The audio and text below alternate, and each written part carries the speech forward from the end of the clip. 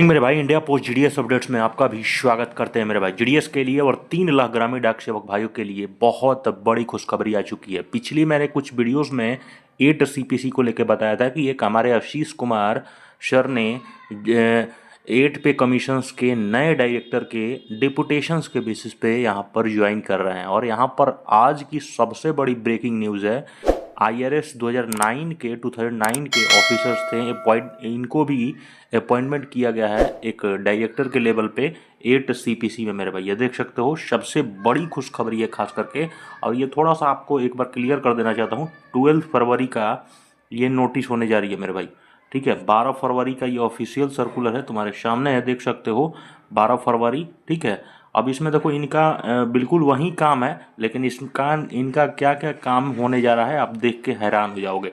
अब इसलिए पूरे अंत तक जरूर देख के जाना। अब देखो इसमें क्या है, filling of a post of 8 CPC under department of expenditure on deputations basis. ये भी बिल्कुल उसी तरह काम करेंगे, डेपुटेशंस के बेसिस पे अंडर सेंट्रल स्टाफिंग स्कीम के माध्यम से।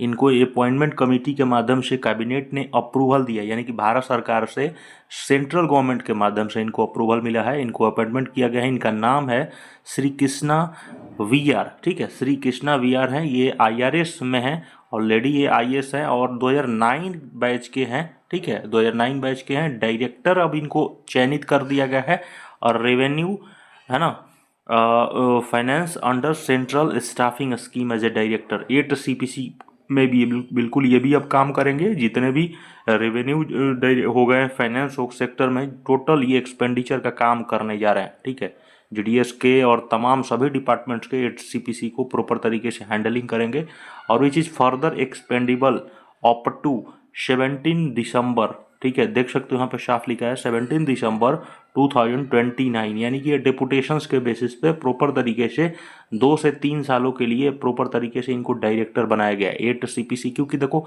मैं आप लोग को ऑलरेडी बताया था 8 सीपीसी में मेरे भाई समय लगेगा, 18 महीना का पहले तो रिपोर्ट तैयार करके देना है आपको।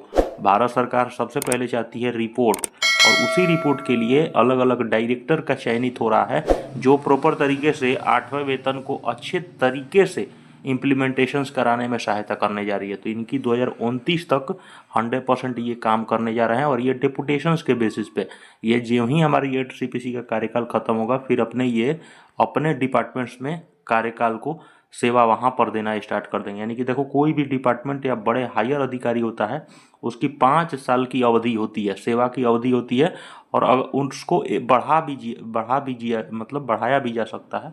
तो बिल्कुल यार देख सकते हो, इनको एक मतलब प्रॉपर तरीके से कहा गया कि जल्द से जल्द इनको रिलीव किया जाएगा, और एक नया असाइनमेंट्स भी दिया जा सकता है।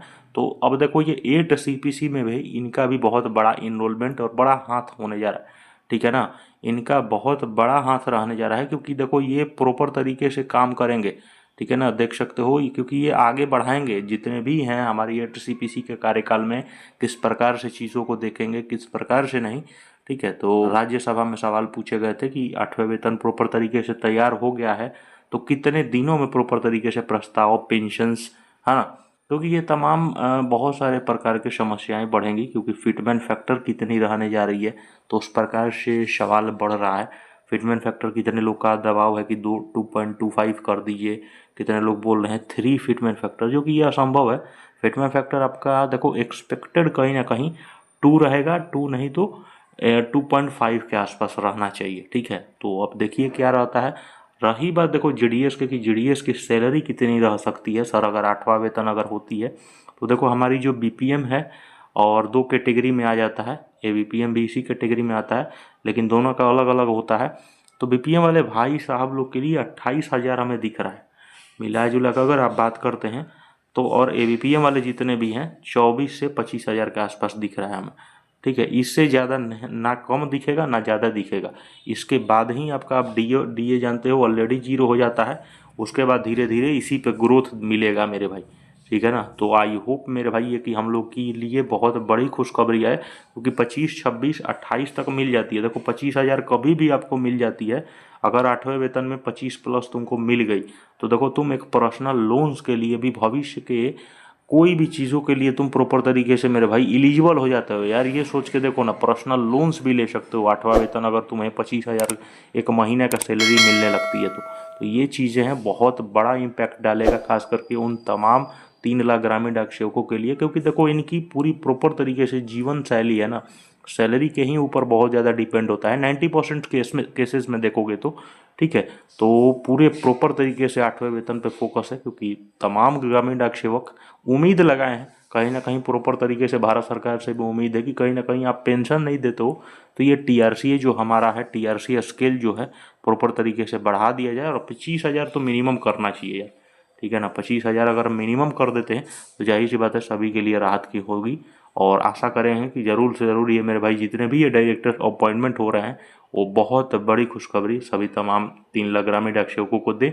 अपना ख्याल रखें और सभी जगह ये शेयर कर दे इस वीडियो को मेरे भाई। धन्यवाद।